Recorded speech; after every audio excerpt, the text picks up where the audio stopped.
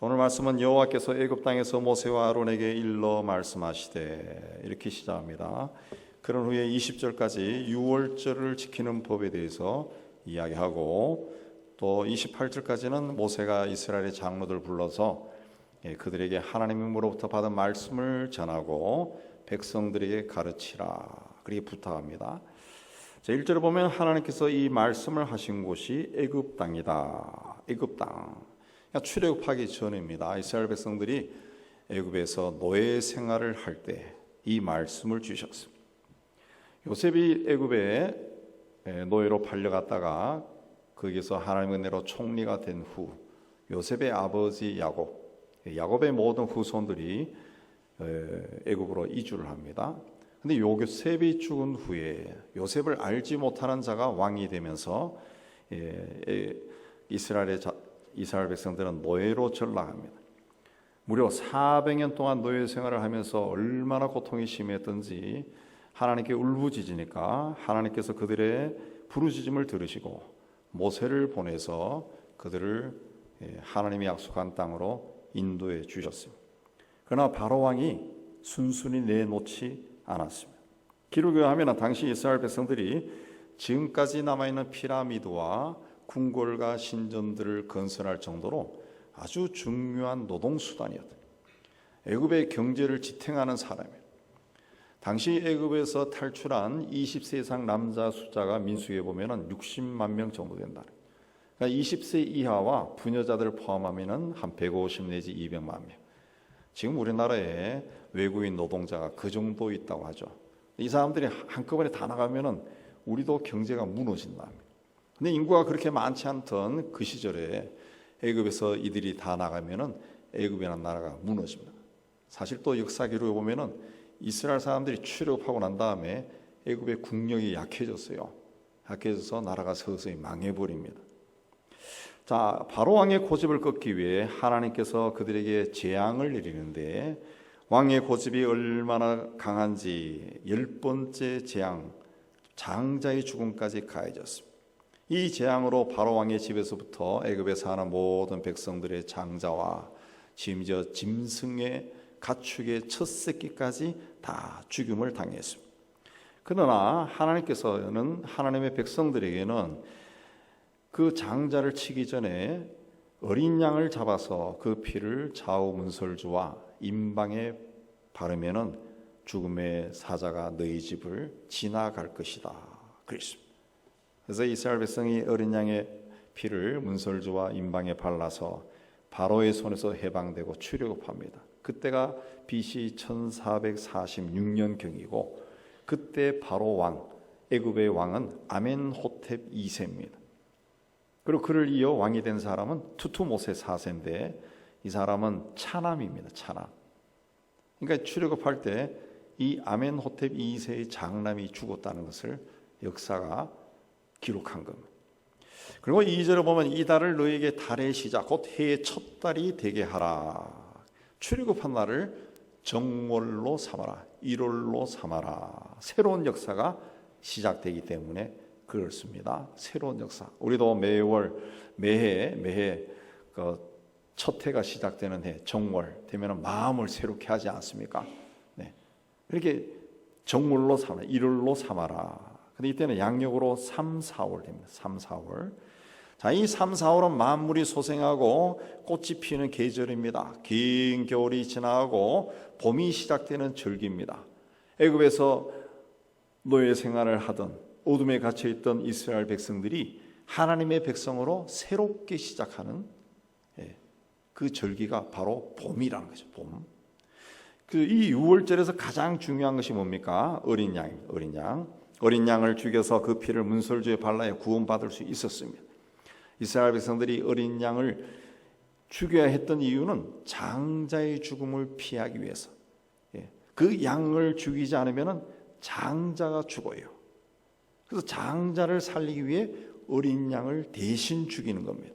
그래서 이 어린 양을 대속제물, 대신 죄를 위해 죽는 제물이다. 그래서 대속제물이다.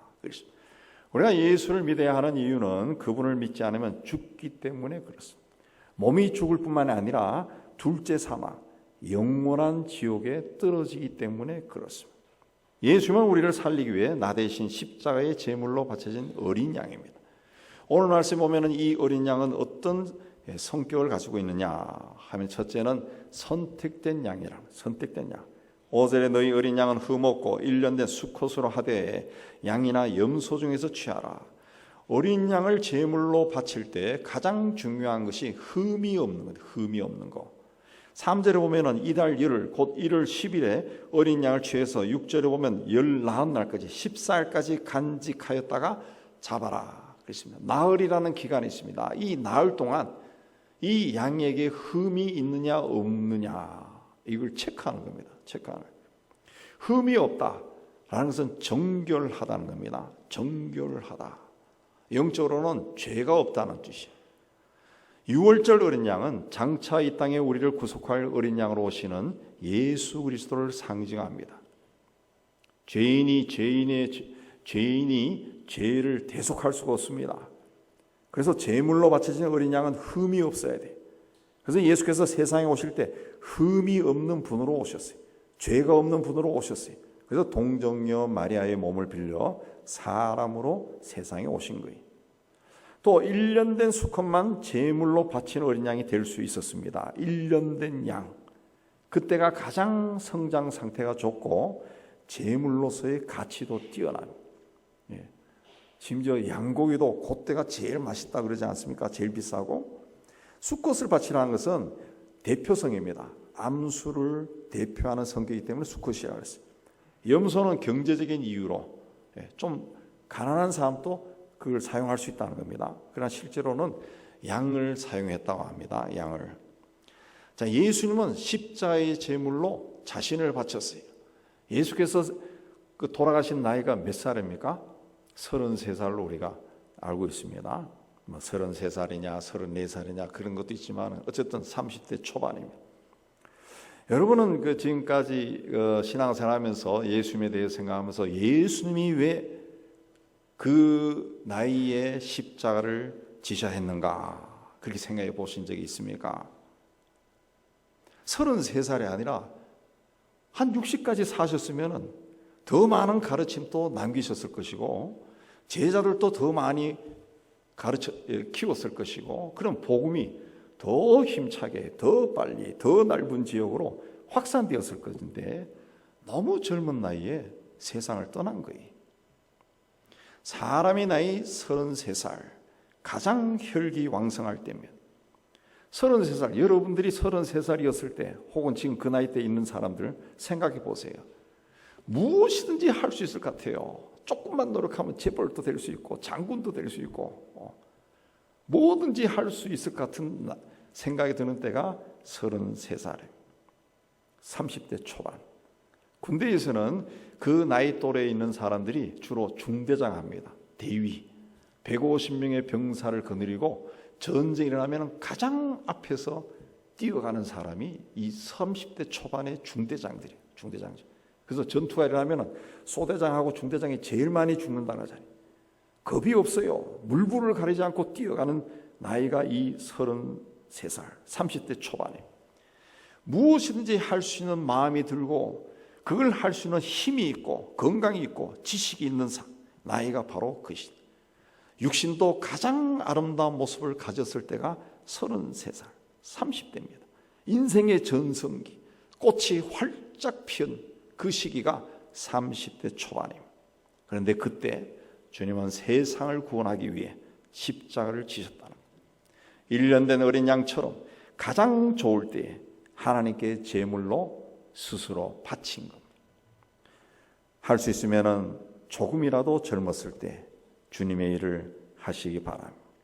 내 인생에서 가장 좋을 때 주님께 헌신하시기 바랍니다. 주님의 일을 하라 그러면은 많은 사람들이 교회 일, 뭐 복음을 전하는 일, 또 신학교 가서 목사가 되는 일 그렇게 생각하는데 그게 아니라 주님을 기쁘시게 하는 삶을 삽니다. 무슨 직업을 가지고 어떤 일을 하든지 주님과 동행하며 주님을 기쁘시게 그런 일을 하라는 거죠. 기쁘시게 하는 거죠. 근데 내 나이를 생각해 보니까 뭐 내 나이가 어때요? 라는 노래도 있지만은 내 나이 생각하니까 나는 그러면 늦었네? 그런 마음 드시는 분 있을 건데 그런 마음 가져서는 안 됩니다. 깨달았을 때가 가장 좋은 때입니다. 가장 좋은 때. 요즘 책을 읽다가 새로운 깨달음이 오면은 머리가 시원해지는 그런 경험이 있어요. 네, 신학적인 책들을 읽다가도 옛날엔 이해가 안 되는데 이해가 되는 거예요. 이해가. 그래서 다른 목사님들하고도 한번 이야기를 참 나눈 적도 있습니다. 그래서 이런 깨달음이 내가 신학교를 다녔을 때 혹은 젊었을 때 그때 있었으면 정말 좋았을 건데 왜 이렇게 나이가 들어서 이 깨달음이 오나. 그래서 우리끼리 한 이야기가 지금부터 목회하라 이러면 정말 잘할 것 같다. 뭐 이런 생각도 합니다. 근데 사실은 학생 시절이나 젊었을 때는 아무리 읽어도 이해가 안 되는 게 너무 많았어요. 신학책 하나도 이해가 되지 않습니다. 이해가 돼야 시험 칠 건데 이해가 안 돼요. 근데 세월이 흘러가면서 인생 경험을 합니다. 독서도 이것저것 하면서 독서량도 늘어나요. 성경 연구도 거듭거듭 하면서 쌓입니다. 그러다 보니까 이해력이 높아진 겁니다. 그래서 이해할 수가 있게 된 거예요. 그러니까 하나님 보실 때 인간의 생물학적 나이는 중요하지 않습니다. 중요하지 않아요. 깨달았을 때가 가장 중요한, 그때가 헌신할. 우리가 하나님을 아버지라 합니다. 아버지. 우리 아이도 아버지라 그래. 아버지. 틀렸죠. 우리 아이는 할아버지라 그래야지. 할아버지. 근데 아버지라 그래. 나도 아버지. 우리 아버지도 아버지라 그래. 우리 그럼 손자는 증조 할아버지라 그래야지. 하나님에게는 생물학적인 나이가 없어요. 하나님 앞에는 다 한 사람일 뿐이에요. 그러니까 깨달음이 왔을 때가 중요하고 그때가 헌신할 때라. 어린 양으로 십자가의 제물로 바쳐진 예수만 인생의 황금기에 세상을 구원하기 위해 스스로 제물이 되셔서 1년 된 어린 양으로 제물이 된 겁니다. 그런데 이스라엘 백성들이 당시 어떤 상태였습니까? 노예들이었어요. 노예들에게 어린 양 한 마리 굉장히 귀한 겁니다. 그 어린 양 한 마리 준비할 수 없었을 거예요. 우리나라가 가난하던 시절 제가 어렸을 때만 해도 그 농사 짓는 사람들 집집마다 소가 있는 게 아닙니다. 소 있는 집이 있고 없는 집이 있어요. 없는 집은 소 있는 집에 소를 빌려가지고 농사지. 농사. 저희 집에도 소 빌리러 온 사람들이 있었다. 빌려줬다. 돼지 집집마다 있는 게 아니에요. 돼지 키우는 돼지 한 마리도 있으면 부자입니다. 부자. 돈이 좀 있는 사람이에요. 소 2마리 있으면 아주 잘 사는 집이요. 소가 3마리 있으면 지주요. 지주. 소 3마리를 그 주인이 혼자 끌고 다닙니까? 일꾼들이 한 마리씩 가지고 다녀요. 부자입니다. 부자. 2000년 전에 양 한 마리, 노예들이 어떻게 양 한 마리를 구합니까? 아마도 전 재산을 팔아서 양을 구했을 거예요. 그래서 여러분 아시다시피 출애굽할 때 하나님이 그 급하게 하면서 애굽 사람에게 은금 폐물을 달라 그러면 그 사람들이 줄 거라 그랬잖아요. 아마 제 생각에는 그걸 회복시켜 주신 것 같아요. 재산 다 팔아가지고 양을 사고 나갈 때 하나님이 다시 그들에게 투자금을 회수하도록 하신 것 같아요. 그러니까 전 재산을 팔아서 양을 샀다는 거죠. 그런 양을 제물로 바친 거예요. 가장 귀한 것을 바친 겁니다. 하나님께서도 인류의 죄를, 세상의 죄를 속량하기 위해 어린 양을 택할 때 누구를 택했습니까? 자신의 가장 귀한 독생자를 택했습니다. 독생자를 십자가의 제물로 바쳤다는 거죠. 성자 하나님이 존귀하게 희생을 한 거죠. 그 희생으로 우리가 구원받아 하나님의 자녀가 되었습니다. 그럼 우리가 예수 믿고 살아갈 때 이 예수님이 어떤 분인가?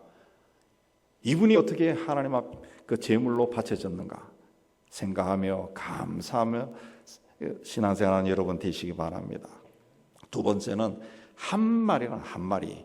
3절에 각 가족대로 그 식구를 위하여 어린 양을 취하되 이 어린 양은 원서에 보면 한 마리입니다. 4절에는 그 어린 양에 대하여 식구가 너무 적으면 그 집 이웃과 함께 사람 수를 따라 하나를 취하며 각 사람이 먹을 수 있는 분량을 따라 너희 어린 양을 계산할 것이다. 그랬습니다. 숫자가 적으면 이웃과 함께 사람 숫자를 계산해 가지고 이 먹을 수 있는 분량에 따라 한 마리를 취해라 그랬습니다. 그 어린 양, 1년 된 어린 양을 먹을 수 있는 최소 최대치의 숫자가 10명이랍니다. 10명이 어린 양을 먹을 수 있다 합니다. 그걸 이야기하는 겁니다. 유월절 어린 양은 복수가 아니라 단수입니다. 죄인이 대속제물로 믿고 받아들일 수 있는 존재는 오직 한 분, 예수님밖에 없어요. 로마서 3장 9절에 우리는 모두가 죄 아래에 있다 그랬습니다. 로마서 1장 18절에 죄의 목록들이 쫙 나옵니다. 불의, 추악, 탐욕 쭉 나오는데 그 중에 약속을 지키지 않는 것도 죄라고 나와요. 죄. 약속 지키지 않은 사람들 조심해야 됩니다. 이런 죄의 목록들은 서로 연결되어 있어요. 그러나 악한 생각에서 도적질을 하고 살인을 하죠. 죄는 꼬리에 꼬리를 물고 눈덩어리가 굴러가면서 커지는 것처럼 점점 커집니다. 처음에 좀 죄된 일을 할 때는 좀 민감해요. 겁이 납니다. 그러나 계속 죄를 지으면은 점점 대담해져요. 바늘 도둑이 소도둑이 되는 거예요. 죄가 사람의 심령을 지배하고 죄가 사람의 삶을 지배해 버립니다. 죄는 또 번식력이 강합니다. 한번 자리를 잡으면 점점 커져서 후에는 벗어나기가 참 어려워요. 이런 죄가 성경에 보면 사람의 마음에서 나온다. 그래서 예수께서는 마가복음 7장에 사람의 마음 속에 도사리고 있는 13가지 죄를 이야기했습니다. 마음에 이 죄된 것을 담고 있으면, 그 소위 누구를 미워하는 마음을 가지고 있으면 그 사람과 어디서 마주쳤을 때 갑자기 막 분노가 올라오면서 주먹이 날아간다든가 욕을 한다든가 그 죄를 짓게 된다. 그 죄를 지으면은 성경에 보면 하나님의 진노를 받고 심판을 받는다 그랬어요. 복음이 우리에게 필요한 이유는 우리가 죄인이기 때문에 그래요. 그 죄를 우리의 힘으로 벗어날 수 없기 때문에 그렇습니다. 하나님이 없는 자는 죄의 노예로 있을 수밖에 없습니다. 육신의 정욕, 인간의 본능에 따라 살아갈 수밖에 없어요. 그래서 의인은 없나니 하나도 없고 깨닫는 자도 없고 하나님을 찾는 자도 없다 그랬습니다.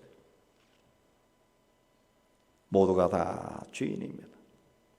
그러나 한 번 죽는 것은 사람에게 정해진 것이요 그 후에는 심판이 있다 그랬습니다. 죽을 때가 되면 죽을 수밖에 없는데 그 후에는 심판이 있다 그랬어요. 심판. 그 심판에서 면해지는 것이 구원입니다.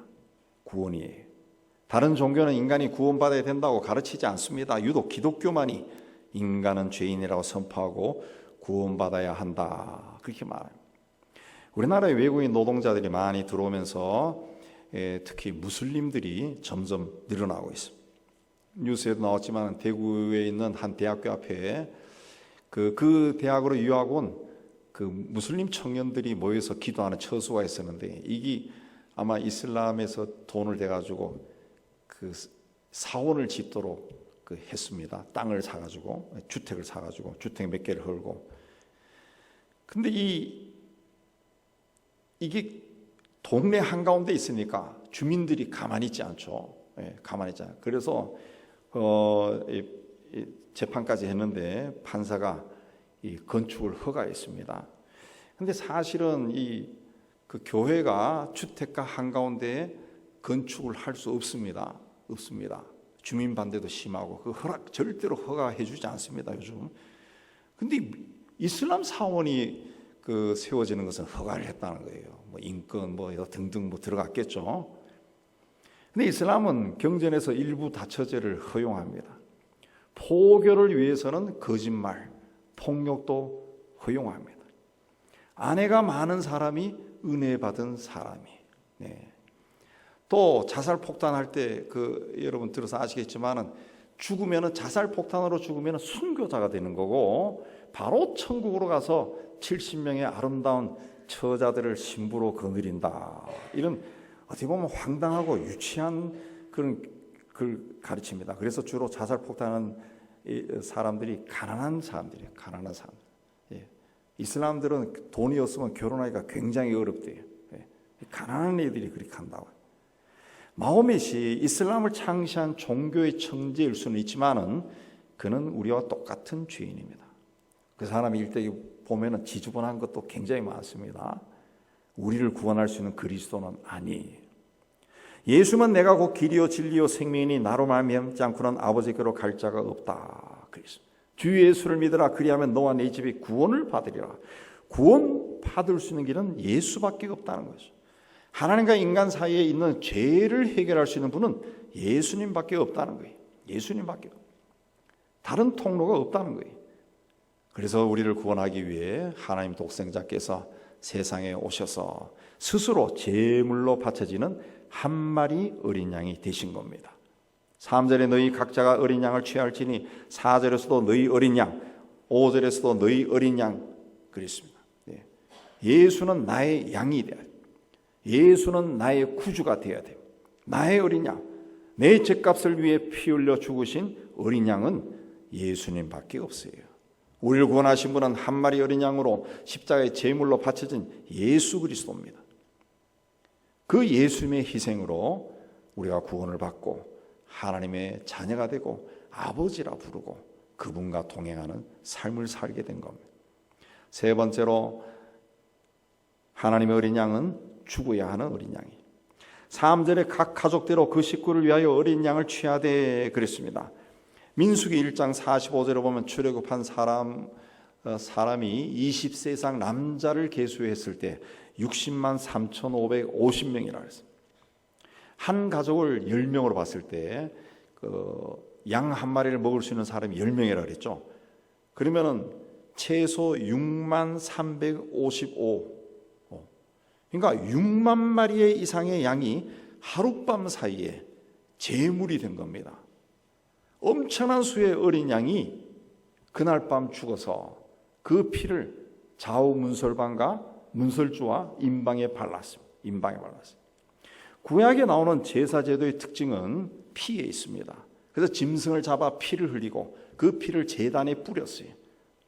그런데 이 구약의 제사는 누가 집행했느냐? 제사장이 했는데 제사장은 우리와 똑같은 사람이에요.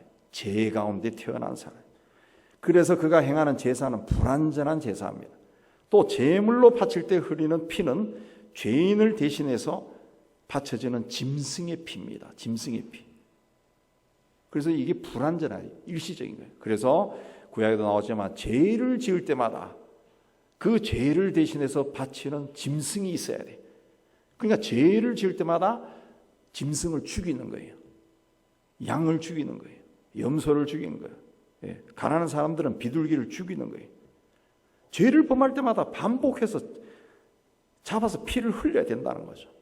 이거는 인간이 죄를 계속 지을 수밖에 없는 존재라는 것을 말하고 죄 가운데 살 수밖에 없는 존재예요. 죄 가운데 계속 머무니까 하나님으로부터 멀어질 수밖에 없다는 것을 뜻하는 겁니다. 그래서 하나님께서 인간의 죄를 완전하게 속하기 위해서 독생자를 희생제물로 세상에 보내셨어요. 예수님은 죄가 없으신 분입니다. 그러므로 예수께서 제물이 되어 드린 제사는 단번에 세상의 죄를 완전하게 없애버렸습니다. 죄의 고리를 끊어버린 거예요. 첫 번째 6월절에 죽은 양이 6만 마리가 넘습니다. 이스라엘 사람들이 사는 거주지 피비린내가 진동했을 거예요. 거리가 짐승들이 흘리는 피로 질척거렸을 거예요. 사람들의 옷과 몸에도 피가 튀었을 겁니다. 온 세상이 붉은 피로 물들었을 거예요. 베너라고 하는 영화 그 마지막 장면에 보면은 십자가에 돌아가신 예수 그리스도의 피가 하늘에서 그때 비가 내려요.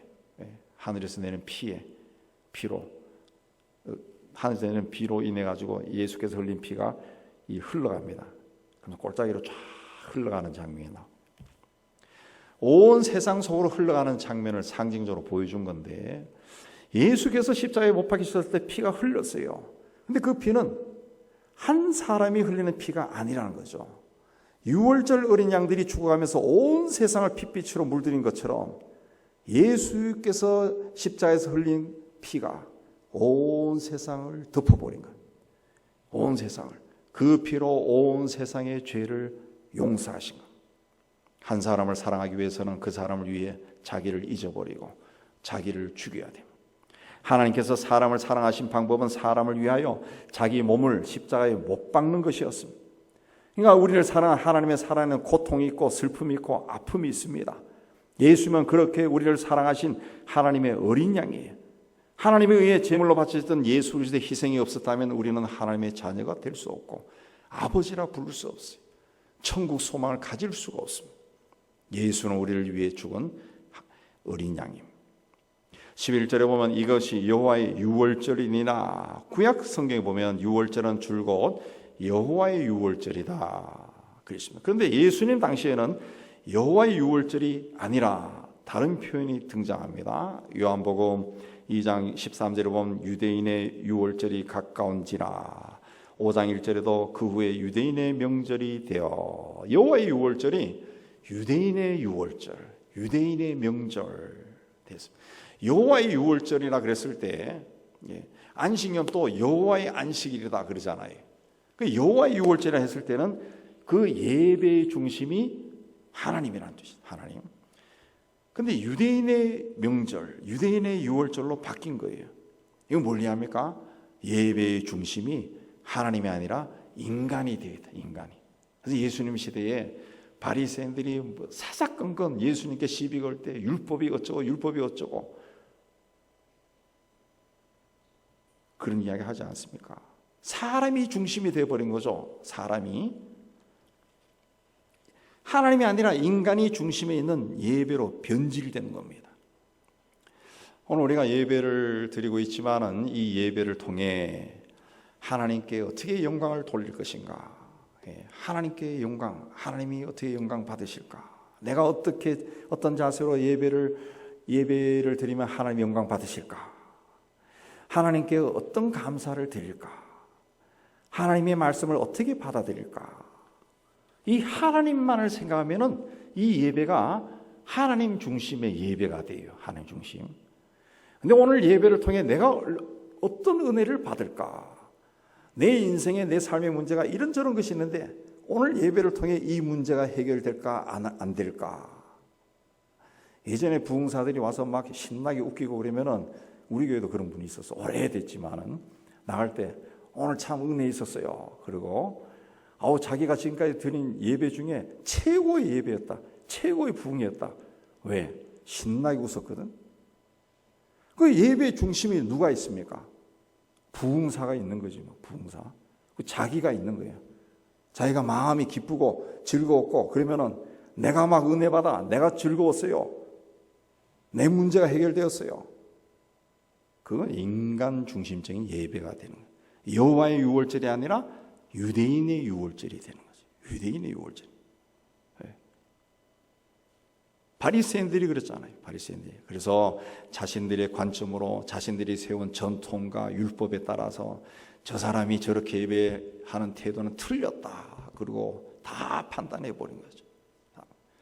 물질적인 가치관이 지배하는 이 시대의 신앙마저 점점 가진 것의 양과 크기로 보는 경향이 짙어지고 있습니다.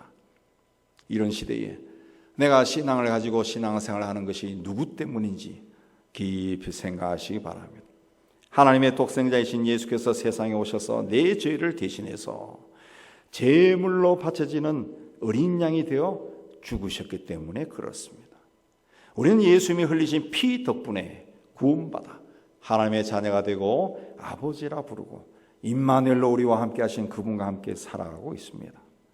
나를 위해 자기 몸을 십자가에 못 박으신 주님께서 우리를 영원까지 붙들어 주시고 인도해 주신다는 것을 믿고 날마다 그분과 동행하는 은혜로운 삶을 사는 여러분이 되시기를 주님의 이름으로 축복합니다. 하나님 아버지, 하나님께서 독생자를 어린 양으로 십자가에 희생시켜서 우리가 하나님 자녀가 되고 구원받아 또 하나님의 자녀가 되고 하나님을 아버지라 부르고 또 은혜롭게 신앙생활을 할 수 있다는 거 참 감사합니다.